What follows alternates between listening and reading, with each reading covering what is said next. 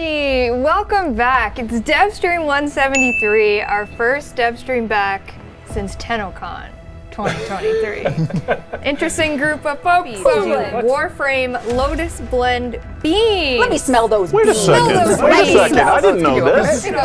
Apparently we did not get invited. So even though you're in the asset, you're not going. We're with Toronto, and you're going to be unlocking special rewards for yourself. As you can see, I have myself decked out in all of the Conquer items. So obviously we have previous years, we have the chest ribbon, we have the shoulders, and then what is going to be unlocked this year if you reach the incentive. Not yet. I'm getting there. I'm so sorry. I'm so sorry.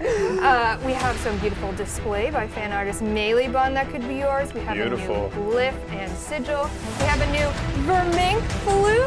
Ooh. What theme? I don't know if you've seen this yet. It's, Oh, wow. yeah. Look at that. New Conquer theme and background, and it works exquisitely with, I think, Danny. The bottom right one of Lotus and Cat. What am I looking at here? It's half of that.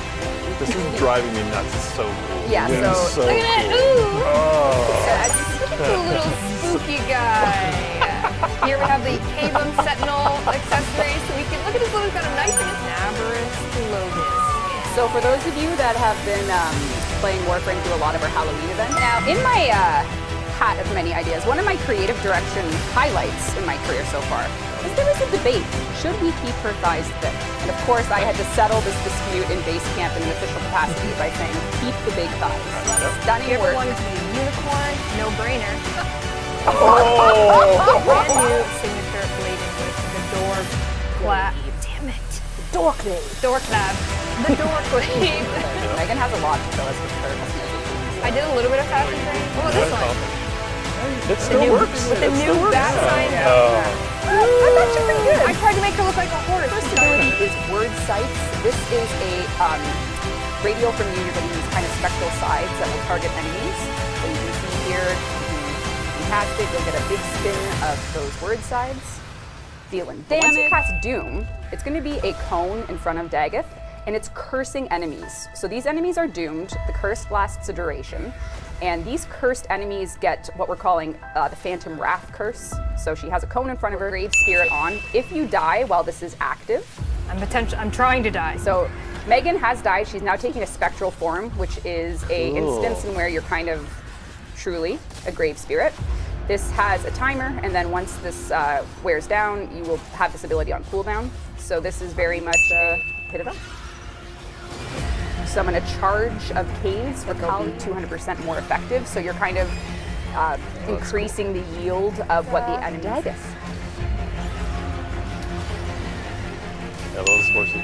That's just so cool. Yeah, and then they they disappear back to this phantom realm. To the Phantom. Yeah. All right, that's to go. The core original 6 syndicates are going to have something that we're calling abyssal beacons. This abyssal beacon, right now it's using a placeholder image of a void key, but they're very much inspired by the original void key system back in the day. They're basically treasure maps to a haunted ship that the Grenier have foolishly piloted their galleon to what we're calling the abyssal zone. The ship's not doing so well. The syndicates all have members aboard, but you can grab those treasure maps and you can run to series and run these abyssal beacon keys to earn the resource from what we're calling the Vein Thorn, which is the thorn of an extinct rose. And Had to be a rose. Had to be a Had to rose. be a rose. Vein Thorn is one that has more, or Vein Thorn, sorry. Yes, so Daggoth's Hollow is a dojo room that is perhaps a little cursed, perhaps. So this new space is going to be for your dojos where you'll be able to first of all, you'll be able to customize your cave outside of the Dugiri setting. So if you don't like going into Dugiri just to modify your cave, you can do it in Daggoth's Hollow. This place will house your cave. So this is where the cave will be. There's that. That's her idol animation. Yeah. That's actually what caves do when they're in love. Oh, oh, I see. Yes. They're in a committed relationship. Yes.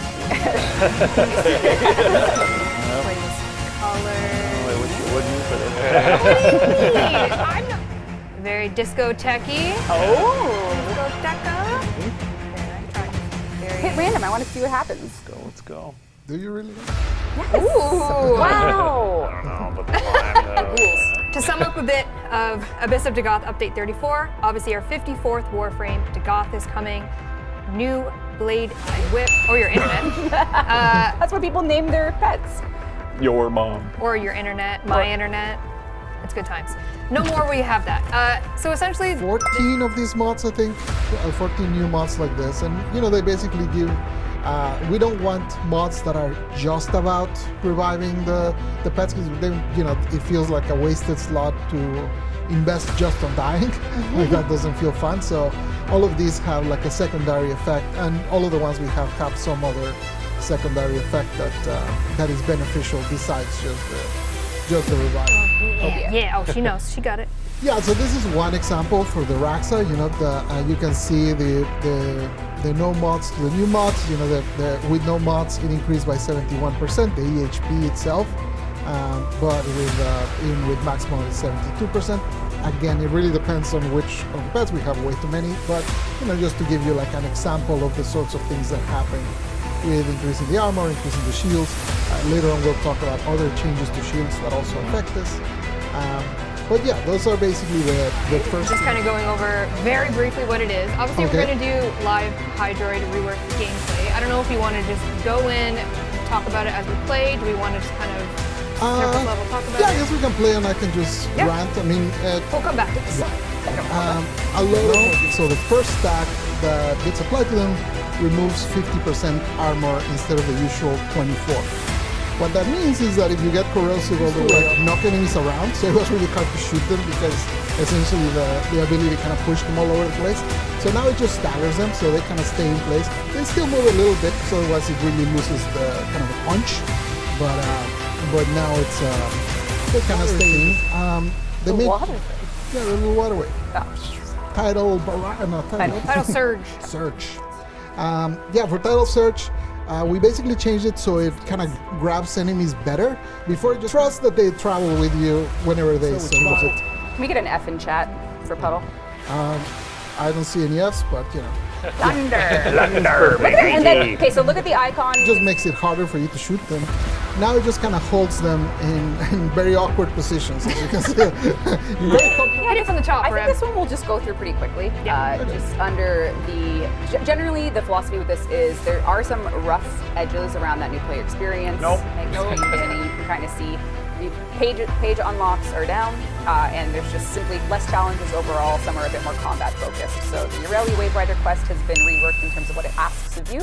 And then for other quest optimization, the Natab quest will trigger now if you just see an Oculus, because some players don't know. Player, if you'd like a link to that dev workshop with more information about all of those changes. All right, moving right along. Next workshop. I thought this accessibility was scheduled for later update. I don't know why it's coming up so soon. So with the new enemy highlighting system, bam! You can see it. And allies. You can see yourself and your allies. Yeah, you can. Yeah, this is really meant for those that Cool. have, the real hard time seeing games. A lot of people at TennoCon came up and said, The highlight, the Randy. current one adds an icon for each conservation spot, and they're all the same. Yeah. So the new one makes different icons for each main thing that people complain about. So if you look at the new version, it is significantly more visible, so you can track it. gameplay. Look at her go. Oh, look at me go. Look at her go. Oh, I'm amazing. Now, I'm amazing. what if you just held E? Wrist, it's broken. What if I just held E? What if you just held? Oh, let me just take a sip. So, of my- auto. Yeah. Wow. So okay. auto. So I think just showing cool images and just having like the items there and just bullet points. I hear even precedents with bullet points.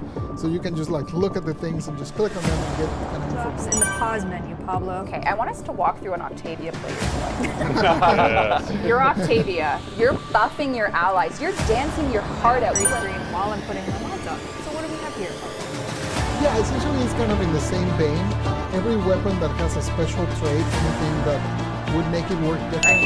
First and Big foremost. ones. Yeah, I'll blast through it. I think I can do quickly, and then you can go Good. along on the ones that need more support. Firstly, the focus lens conversion and buff. This is what it is. Yeah, that's the one.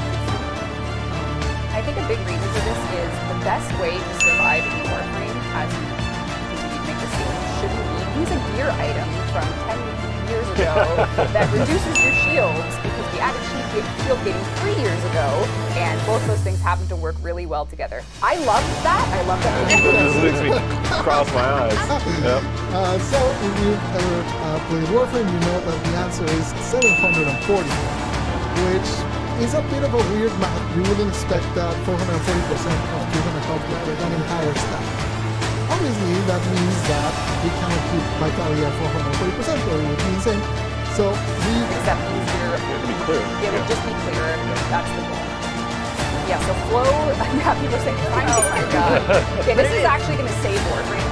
This is it. This is the one. Before, barrels were the worst. Enemies would laugh at your barrels. Look at them laughing. They see your barrels, they don't care. Oh, But now they care. They Dead. do care. They see it. swapping them around, you can now do directly in the arsenal, so you don't have to go to Caballero to swap them around. You still have to go to Caballero to unlock, to install your Incarnon adapter. Essentially anything that's like... There's new rewards. not gonna lie, I picked mine already. Sorry, Pablo.